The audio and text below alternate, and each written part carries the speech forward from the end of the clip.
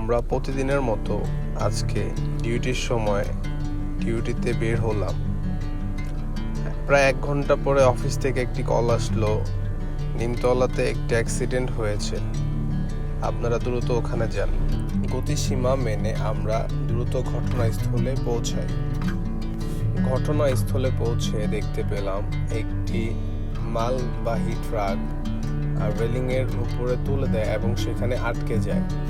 আমরা ঘটনাস্থলে পৌঁছে সঙ্গে সঙ্গে এই স্থানের নিরাপত্তা নিশ্চিত করি, যেমন রাবার কোন, ট্রায়াঙ্গেল, ব্যাটন লাইট, এগুলো দিয়ে প্রায় 300 মিটার জায়গা জুড়ে এক্সরেড স্পটে এগুলো ঘিরে দিই, যাতে পরবর্তী আরেকটি দুর্ঘটনা না ঘটে। আমরা হাসারা হাইওয়ে পুলিশের রেকারকে কল করি গাড়িটি সরানোর জন্য যত দ্রুত সম্ভব। হাসারা হাইওয়ে পুলিশ আসতে থাকেন। ততক্ষণে আমরা এই স্থানে নিরাপত্তার জন্য সিগন্যাল করতে থাকি, যাতে অন্য একটি দুর্ঘটনা না ঘটে। এই দুর্ঘটনায় যেহেতু কোনো হতাহত নেই, তাই আমরা ফায়ার সার্ভিস অথবা আমাদের কেএইচসির মেডিকেল টিমকে ডাকতে হয়নি। আমরা যারা ঢাকা মাওয়া এক্সপ্রেসওয়ে ও পদ্মা সেতুতে পেট্রোলম্যান অথবা পেট্রোল অফিসার হিসেবে এখানে রয়েছি, তাদের মূল কাজ হলো সড়ক ও সেতুর নিরাপত্তা নিশ্চিত করা, টহল দেওয়া এবং যানবাহন চলাচল স্বাভাবিক রাখতে সহায়তা করা। যদি এই দুর্ঘটনায় কোনো হতাহতের সংখ্যা থাকতেন, তাহলে নিয়ারেস্ট যেই ফায়ার সার্ভিস কর্মীরা রয়েছে তাদেরকে আমরা ডেকে নিতাম।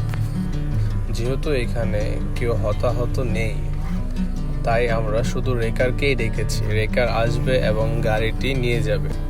রেকার আসতে কিছুটা সময় প্রয়োজন হয়, কারণ রেকার থাকে হয়তো থানাতে, নয়তো টোল প্লাজায়। সেখান থেকে আসতে যতটুকু সময়ের প্রয়োজন। আমরা দুর্ঘটনা এড়াতে গাড়িটি এই স্থান থেকে সরানো অবধি আমরা এইখানে সিগন্যালিং করতে থাকি। আমাদের প্রধান দায়িত্বগুলোর মধ্যে রয়েছে নিয়মিত এক্সপ্রেসওয়ে ও সেতুর পুরো এলাকা সার্বক্ষণিক টহল দিয়ে নিরাপত্তা নিশ্চিত করা, যানজট নিরসন, কোনো দুর্ঘটনা ঘটলে দ্রুত ঘটনাস্থলে গিয়ে যানজট নিরসন করা এবং গাড়িগুলোকে স্বাভাবিক গতিতে চলতে সাহায্য করা। এক্সপ্রেসওয়েতে চলাচলরত কোনো গাড়ি নষ্ট হলে বা দুর্ঘটনা কবলিত হলে তাৎক্ষণিক উদ্ধারকারী দলের খবর দেওয়া ও সহযোগিতা করা।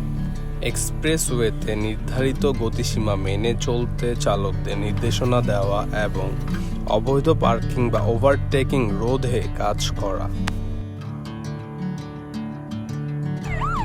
ইতিমধ্যে আমাদের হাসারা হাইওয়ে পুলিশের রেকারটিও ঘটনাস্থলে পৌঁছে যায়। রেকার অপারেটর গাড়িটিকে সরানোর জন্য তার কার্যক্রম শুরু করেন।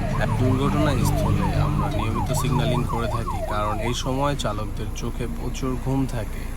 চালকদের যদি দূর থেকে সতর্ক না করা হয়, তাহলে আবারও এখানে দুর্ঘটনা ঘটতে পারে। তো সেই জন্য আমরা নিয়মিত সিগন্যালিং করে থাকি। সিগন্যালিং করা অবস্থাতে অনেক সময় দুর্ঘটনাস্থলে আবারও একটি দুর্ঘটনা ঘটে, কারণ বাংলাদেশের চালকরা একটা গাড়ি আরেকটা গাড়ি পিছু ওভারটেকিং করার ট্রাই করে। যখন একটা গাড়ি পিছ থেকে আরেকটা গাড়ি ওভারটেকিং করে, তখন তো সে দেখতে পারবে না যে সামনে কিছু আছে কি নাই। সো যখন উনি রং ওভারটেকিং করবে বা খুব কাছাকাছি থেকে ওভারটেকিং করবে, তখন সামনে আইসাই আপনার এই কোনগুলোর উপর দিয়ে উঠাই দেয়। তো কোনগুলো অনেক কোন দেওয়ার কারণে গাড়িটা অবধি হয়তো আসে না, অ্যাক্সিডেন্ট ওইরকমভাবে হয় না। এক্সপ্রেসওয়েতে চালকদের আরও সতর্ক হওয়া উচিত।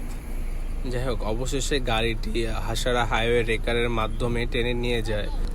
এখন এক্সপ্রেসওয়েতে যান চলাচলের জন্য উভয় লেন চালু রয়েছে। আমি আবারও বলতে চাই, ঢাকা মাওয়া এক্সপ্রেসওয়েতে চালকদের আরও সতর্ক হওয়া উচিত। ধন্যবাদ। আসসালামু আলাইকুম।